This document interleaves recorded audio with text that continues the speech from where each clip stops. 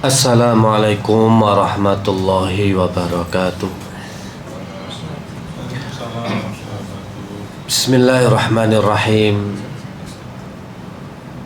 Innal hamdalillah nahmaduhu wa nasta'inuhu wa nastaghfiruh wa na'udzu billahi min syururi anfusina wa min sayyiati a'malina. May yahdihillahu fala mudhillalah wa may yudlil fala hadiyalah. Asyhadu an la ilaha illallah wahdahu la syarikalah wa asyhadu anna Muhammadan abduhu wa rasuluh. Ya ayyuhalladzina amanu taqullaha haqqa tuqatih wa la tamutunna illa wa antum muslimun. Ya ayyuhan nasu taqu rabbakumul ladzi khalaqakum min nafsin wahidah wa khalaqa minha zawjaha wa batha minhuma rijalan katsiran wa nisaa wattaqullaha alladzi tasaaluna bihi wal arham innallaha kana 'alaikum raqiba.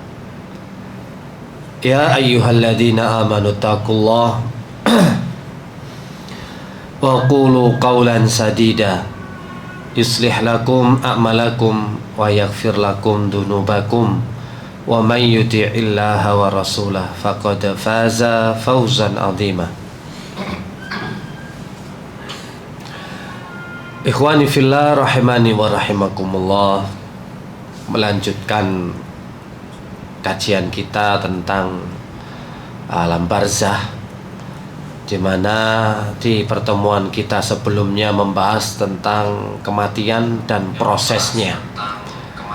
Proses kematian yang dijelaskan secara panjang, malaikat hadir dan membawa kain kafan, tergantung calon mayit apakah dia orang soleh ataupun orang kafir. Dan penjelasannya sudah kita bahas di pertemuan yang lalu. Sekarang kita masuk ke pembahasan selanjutnya, yang kedua, yakni alam barzah atau alam kubur.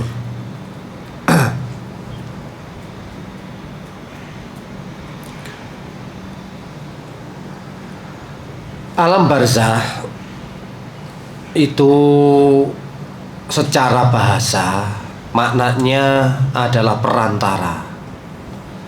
Secara bahasa sebagaimana dalam surat Ar-Rahman ayat yang ke-20, bainahuma barzakhul la yabghiyan. Antara keduanya ada batas yang tidak dilampaui masing-masing. Jadi di tengah-tengah batas antara itu namanya barzah. Adapun secara istilah, barzah itu adalah alam antara kehidupan dan hari kebangkitan. Alam antara dunia dan akhirat, di tengah-tengahnya itu namanya alam barzah.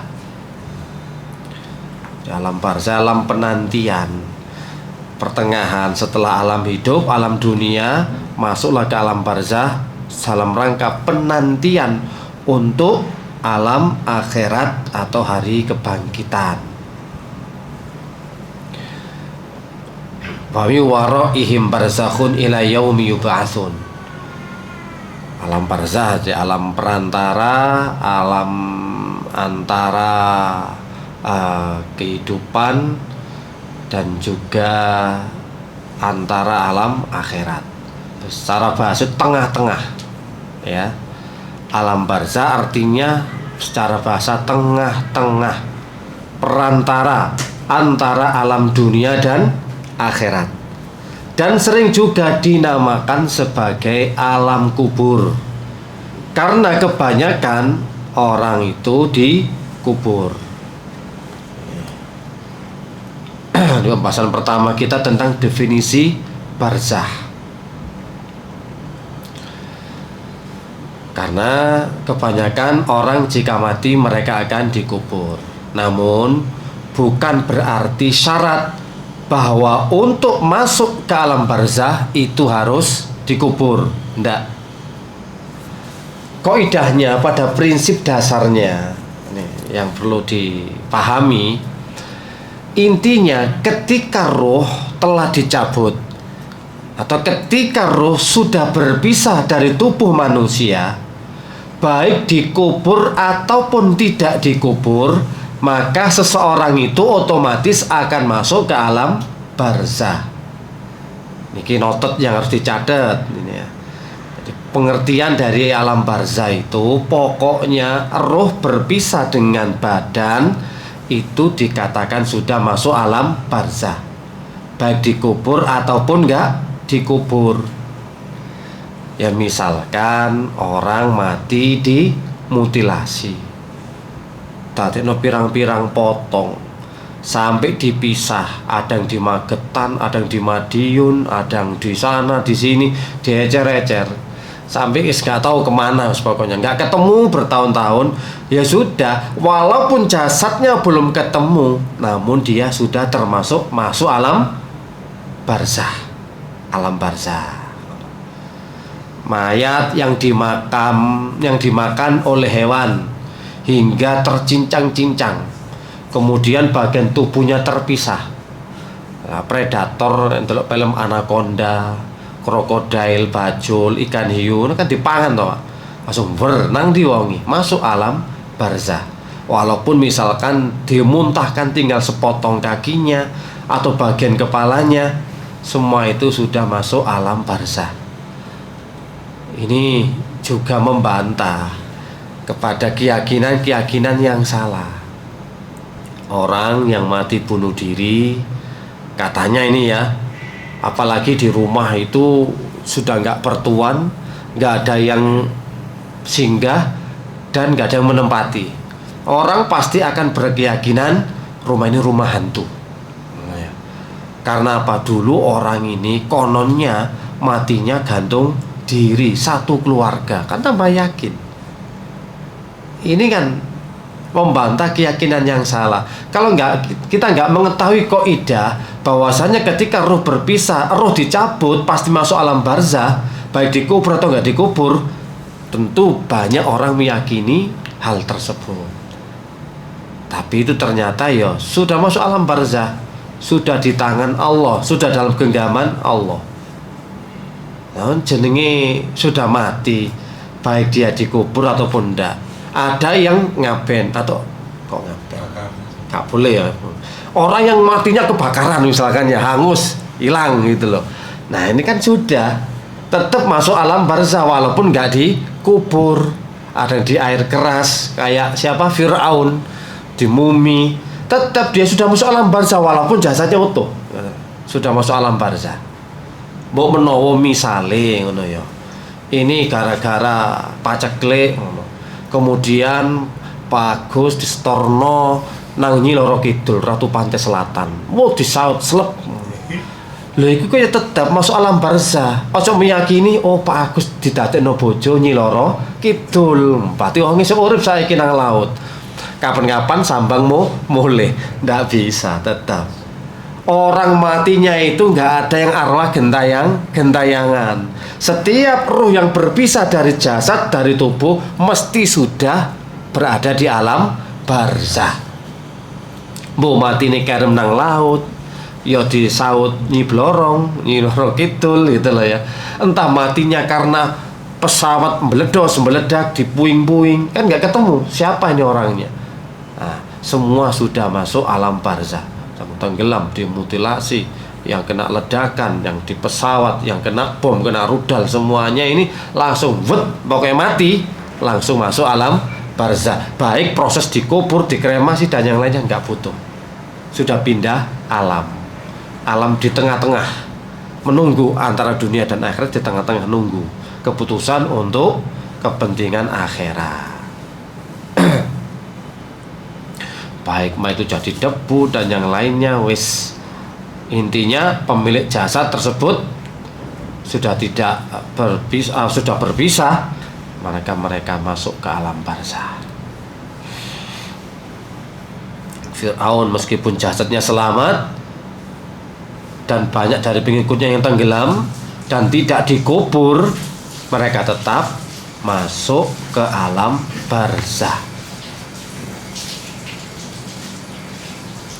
Bahkan mereka, Fir'aun dan para pengikutnya sudah melihat tempat mereka kelak di akhirat, pasti di neraka.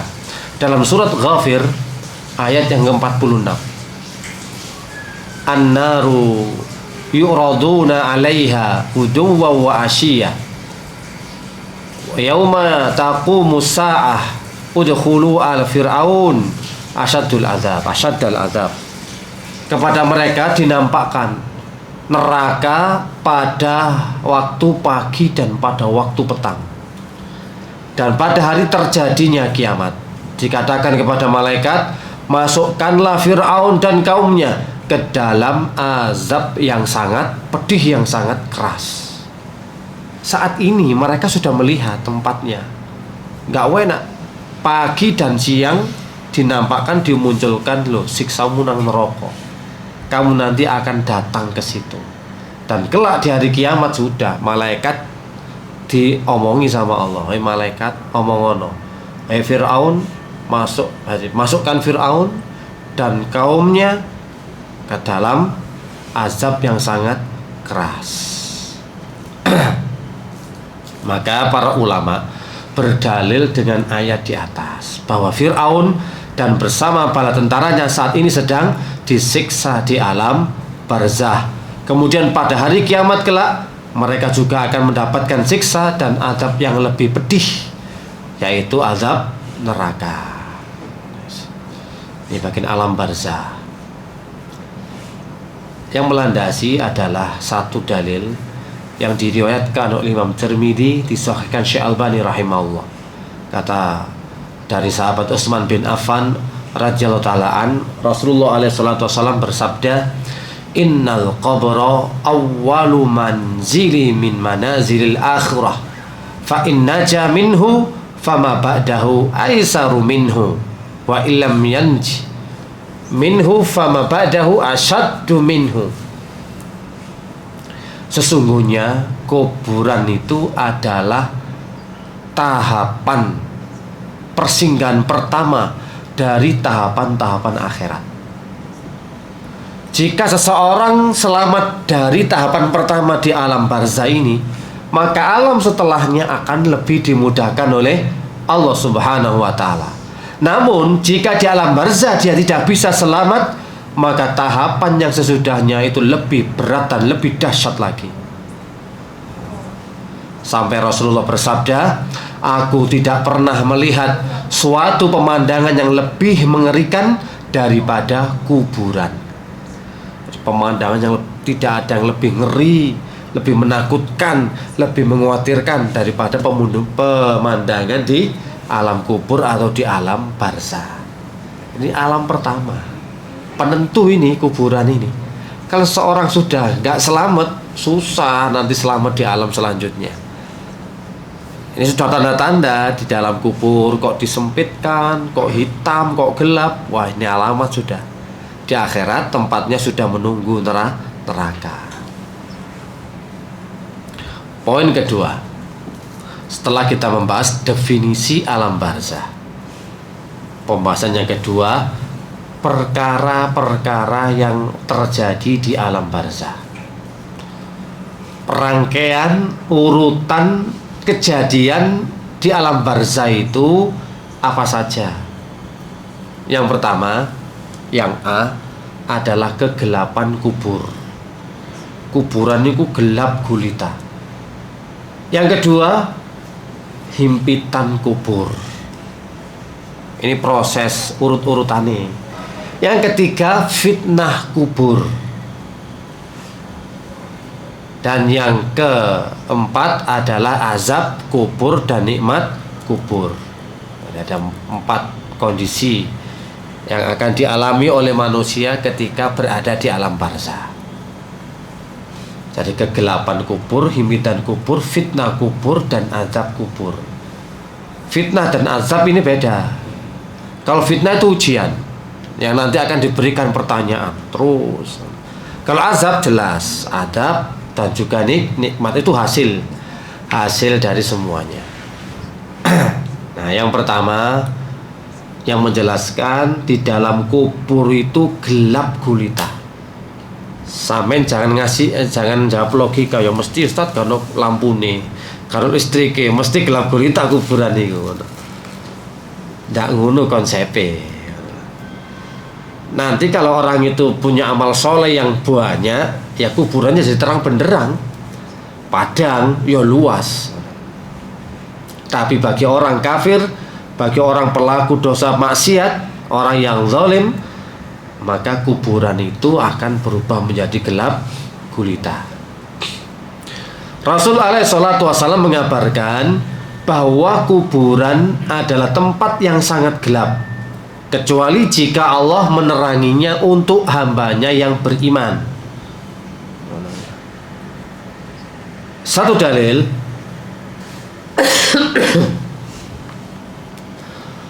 bainaman Nabi sallallahu alaihi wasallam fi qabrin id ra'aituhu yabki faqultu ma yubkika ya Rasulullah faqala bakaitu li sahibil qabri hatta la yus'ala wa innahu lafi dhulmatin fasa'altullaha ayyunawwira alaihi qabrahu. Rasulullah SAW menangis di sisi sebuah kubur. Lalu aku bertanya, ini Abdullah bin Abbas ya, melihat Nabi sedang menangis di sisi kuburan. Lalu beliau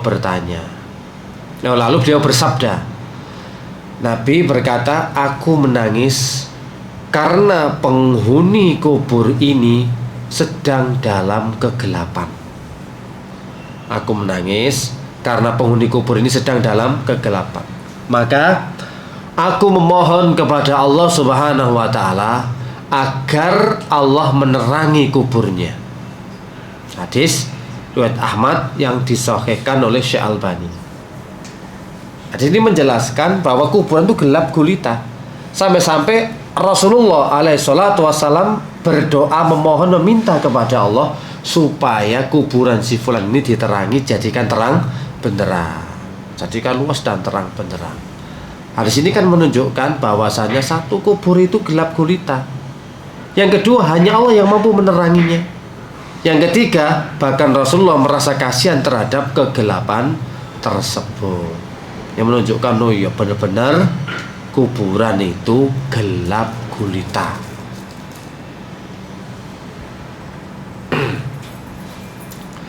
Kemudian dalil yang kedua, kisah seorang wanita. Kisah seorang wanita ini.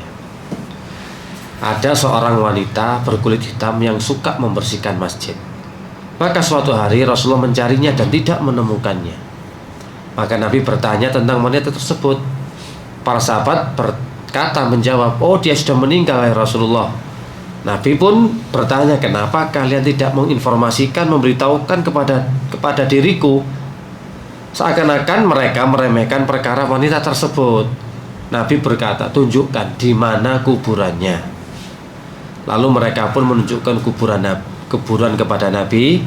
Nabi sholat jenazah kepada wanita tersebut. Kemudian beliau berkata, sesungguhnya kuburan ini penuh dengan kegelapan atas penghuninya, dan sesungguhnya Allah menerangi kuburan tersebut dengan sholatku atas penghuni kubur. Dua dalil ini ya, menjelaskan oh ternyata kuburan itu gelap. Rasulullah juga bersabda tadi, sesungguhnya kuburan itu gelap gulita, dan Allah menerangi kuburan dengan sholatku. Sampai Nabi pun juga mendoakan Abu Salamah, Allahumma firli Abi Salamah warfa' darajatahu fil mahdiyin.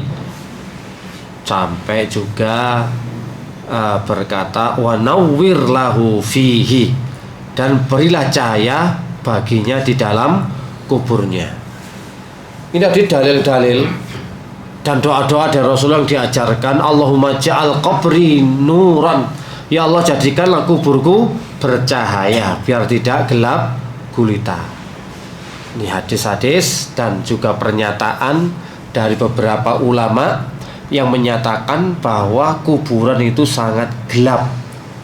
Gelapnya sangat menyeramkan dan menakutkan. Ya saat ini Anda itu susah untuk mendapatkan kegelapan, susah. Di mana-mana ada lampu penerangan, ono listrik, mati sedelok pusing misal. Iya toh, soalnya ono listrik. Terus gak pernah masuk ke zaman yang gelap gulita, nggak ada listrik, nggak ada lampu penerangan.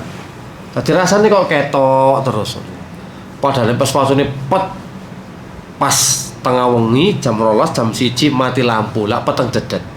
Gak lilin, gak apa-apa. Mati nih beres. Kecuali ada padang bulan. Nek gak bulan lha ya rasane peteng dedet, gerabak-gerabak. Iku rasane wis talah. Orang ini nggak ada listrik wis mumet, pabrik ya mumet, PLN mumet, Telkom mumet, wifi mumet, warkop mumet. Lah piye? Anak warkop listriknya mati karena wifi ini, sapa sing ngono? Iki warkop karena wifi ini gak payu. Wajib ono wifi ini. Ngopi sak cengkir, wifi ini sampai subuh. Penting lah. Tangkrukane to, ketok rame akhirnya. Oh yo rame, budal rame, mampir kabeh. Yo padang ngono, warkop peteng-petengan jane warkop remeng. Tetep jek ono cahayane, remeng. Lah kuburan gak ono remeng, gelap gulita. Menakutkan dan menyeramkan. Wis gak ono ewange, sendirian, gelap gulita, peteng dedet yo apa rasane sampean. Gesok tolong-tolong, gesok nyeluk anak bojo wis talah. Menyedihkan dan susah. Kata Ibnu Qayyim, adapun kesepian dan kegelapan kubur, maka itu perkara yang tidak mampu ditanggung kecuali oleh orang yang Allah beri cahaya. Orang mukmin, orang-orang yang dikehendaki oleh Allah, baru nanti ada cahaya, ada penerangan. Iku sing karena kerasan. Sampeyan dhewe lho, Pak, umpama nang guwa, peteng dedet, ya, gak ada penerangan, wani ya sampean, kerasan tak? Gurung maneh kok mau gerabak ulo kobra, gerabak bajul, gerabak lowo, gerabak demit, gerabak kuntilanak, wis salah. Bingung sampean nang gua ijen petengan. Esok bayangno to. Iya. Nang kuburan gerabak pinggir lu mayit lu koncoku akeh ka iso. Kaisok arisan nang kuburan. Kaisok ketemuan, kaisok kopdar. Apa yang membuat kubur bisa menjadi terang? Ya berdasarkan dalil-dalil. Di antara yang bisa menerangi kubur, satu, iman dan amal soleh. Ya harus beriman dan beramal soleh. Allah adalah pelindung orang-orang beriman yang mengeluarkan mereka dari kegelapan kepada cahaya. Allahu waliyul ladzina amanu yukhrijuhum minadh-dhulumati ilan nur. Surat Al-Baqarah 257. Itu surat setelah ayat kursi. Lalu yang bisa menjadikan kubur terang adalah doa sesama mukmin. Doa Nabi untuk wanita yang menyapu masjid, ya Allah ampunilah dia dan terangilah kuburnya. Dan jenengan itu kalau mendoakan penduduk kubur, penghuni kubur, jangan lupa doakan agar diberikan penerangan oleh Allah kuburannya, peteng-peteng, sumpah. Dan yang ketiga, banyak membaca Al-Quran semasa hidup. Jangan meminta kiriman bacaan Quran, ndak. Pas wae urip sing akeh maca Quran, wis gak transferan wis. Kae iso nggih kiris-kirisan. Enak kiris nang kuburan. Aku tak amal kiris. Iya, serba kiris iki piye. Ini poin yang pertama, kejadian yang terjadi di alam barzah, yakni kegelapan. Yang kedua, himpitan kubur. Wes gelap gulita dihimpit. Inna lil qabri dhagtun walau kana ahadun najian minha naja minha Sa'd bin Mu'adz. Sesungguhnya pada alam kubur itu ada himpitan. Seandainya ada orang yang selamat, niscaya akan selamat Sa'd bin Mu'adz. Sa'd bin Mu'adz radhiyallahu ta'alaan adalah seorang sahabat yang sangat soleh. Sampai-sampai ketika ia meninggal, arsy Allah itu bergetar. Walaupun begitu solehnya, Mu'adz radhiyallahu ta'ala anhu ternyata ia tidak selamat dari himpitan kubur. Himpitan kubur. Padahal wong soleh harus bergetar, tapi tetap masih menjalani proses adanya himpitan kubur. Walaupun itu diselamatkan oleh Allah Subhanahu wa ta'ala. Adapun bagaimana tentang himpitan tersebut, maka para ulama ini khilaf. Intinya ada himpitan yang akan dirasakan jika himpitan itu berupa rasa sakit, maka itu sebagai penggugur dosa. Ya, sebagaimana orang sakaratul maut. Tapi juga nanti ada himpitan kubur sebagai siksa, yang mana tulang belulangnya itu remuk, dipepet, diremuk, dihimpit dadi siji. Ya apa sih mesin pres iki lho, dihimpit sretek wis iku. Tulang belulang protol kabeh. Iki nang kuburan wis peteng. Kemudian tulang belulang dirapetkan kayak dipres. Yo apa rasane? Gesok mungket. Ro pocongan kan, gesok gerak to. Nah, karena dicancang. Iki dicancang, dicincang, dipres pisan. Kejut-kejut tok gak iso wis. Ya apa sih tulang patah loro apa maneh iki dipres. Jadi himpitan kubur orang kafir, ya tentu mereka adalah siksaan yang luar biasa. Pokoknya bagi orang yang mukmin kalau punya dosa-dosa, himpitan ini nggak berat sebagai penggugur dosa. Nah, tak kanggo wong kafir sing murka, wong sing angel kandanan, angel tuturane, ya iku dipenyet-nyet iku rasane ya wis dadi azab, bukan malah penggugur dosa. Jadi yang itu namanya himpitan kubur, semua orang nanti akan mengalaminya. Baru sekarang yang ketiga, fitnah kubur.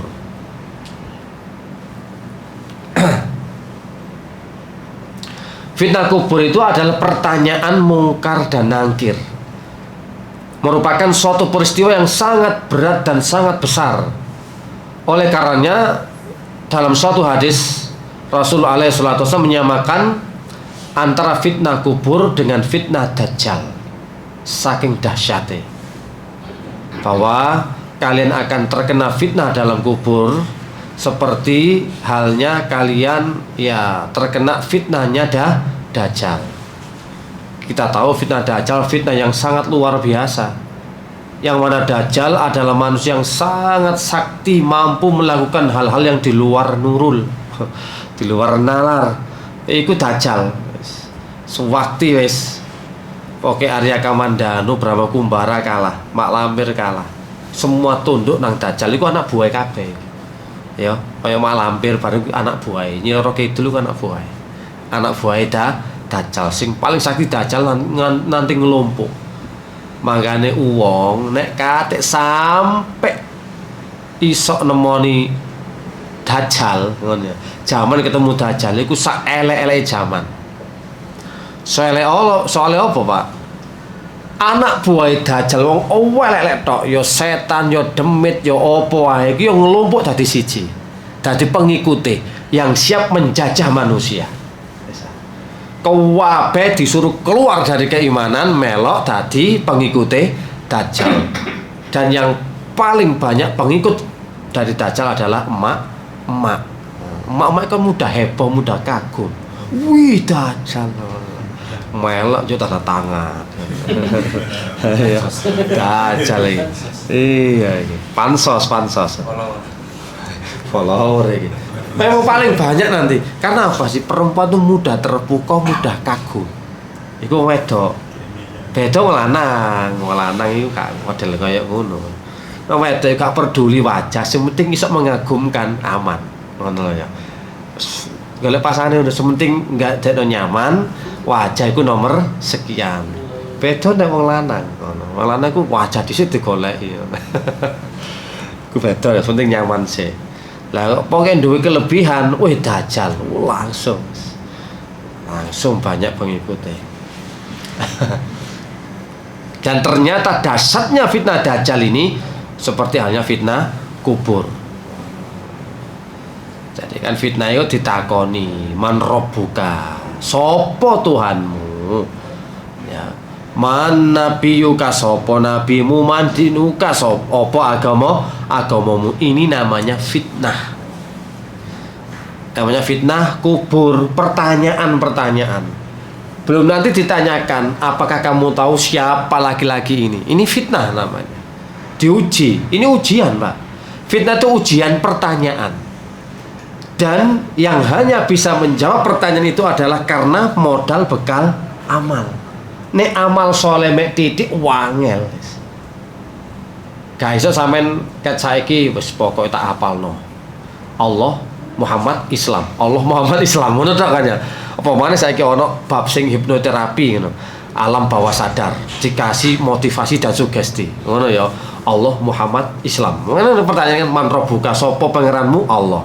Sapa nabimu? Muhammad. Sapa apa agamamu? Islam. Pokoke iku wae. Langsung di apa restart kan, dirubah. Alam bawah sadar. Pokoke engko Allah Muhammad Islam. Gak iso kaya ngene. Pas ditakoni malaikat mungkar nangkir plongo nek kan amal ngono. Ha he ho langsung kepruk tayel karo godho telo ngono. Jadi godhoe kok sing digawe sena lho, nampel Pandhawa iki lho Mahabharata. Ya iku tutukno tayel ambyar sak walang-walang. Kelompokno maneh, takoni maneh sapa iki? Ha he ho tayel ngono. Iki nek katik karuf gak tau belajar nang donya kanthi amal soleh. Hehe ho tok jawabe nang hadise ngono. Hehe ho. Nah, ini menunjukkan bahwa fitnah pertanyaan mungkar nakir kepada mayat setelah ruhnya dikembalikan jasadnya itu nyata. Nah, ketika orang mukmin dimasukkan ke dalam kubur, ya maka mayat yang ditinggalkan oleh orang mengantarkan kuburnya itu nanti langsung ditanya.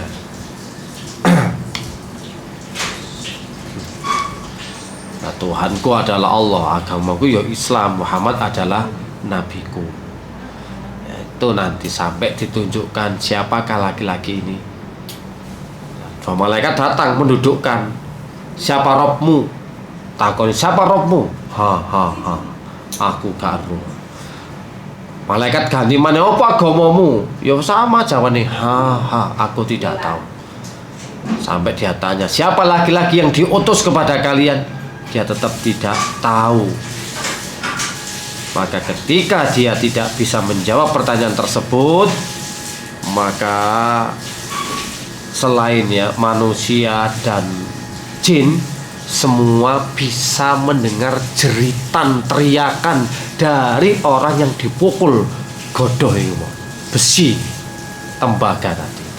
Semuanya bisa mendengar selain makhluk manusia dan jin. Jadi kok rayap, burung, cacing ku ngerti roh dengan teriakannya penghuni kubur dipentungi. Gak iso jawab langsung. Iki kisah secara singkat nek dalile wae. Dalile wis jarang selamat teko fitnah kubur. Baru setelah itu yang mana tadi? Keempat, setelah fitnah kubur, baru yang keempat azab kubur dan nikmat kubur. Nah iki rada dawa iki azab kubur, nikmat kubur, macam-macam. Apa nikmate, apa azabe langsung diperlihatkan. Azab kubur itu apa ae? Salah satunya kan pernah Rasulullah itu ketika menancapkan daun kurma yang dipatahkan jadi dua ditancapkan. Orang lagi disiksa, orang lagi diadab, tapi bukan perkara yang besar, tapi gara-gara perkara kecil.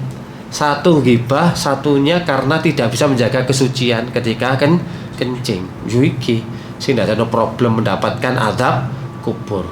Dan bentuk azabnya nanti beda-beda dan bertingkat-tingkat. Dan juga nanti juga ada nikmat. Insya Allah itu nanti di pembahasan yang di bulan depan. Setelah itu baru nanti kapan nih bahas pemandian jenazah, mengkafani, memandikan dan menguburkan. Kau di ngeduk itu nang di sampean didodok langsung ono kono ya. Ada pemakaman umum ya. Oh Pemkot, oh masuk kok iki syutingnya siapno ya. Iya. Sekalian praktek. Lo praktek langsung diuruk enggak? Langsung kan ono filmnya beranak dalam kubur ya apa enggak ceritanya di episode selanjutnya ya. Ya insya Allah kita lanjutkan di pertemuan yang akan datang. Semoga bisa bermanfaat. Subhanakallahumma wa bihamdika asyhadu an la ilaha illa anta astaghfiruka wa atubu ilaik. Assalamualaikum warahmatullahi wabarakatuh.